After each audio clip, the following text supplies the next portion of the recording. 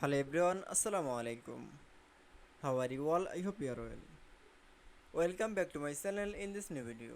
Today's video how to add dialing code before the wall phone number in Microsoft Excel. So get ready started.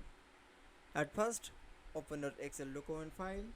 Firstly, then you show the name to the mobile number. This mobile number is the dialing code before the wall phone number. Firstly, select your wall phone number option. Now keyboard press from the control on option. Now click for the custom option. Now press from the plus 8880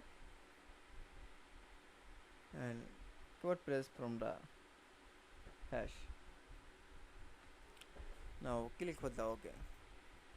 That's okay.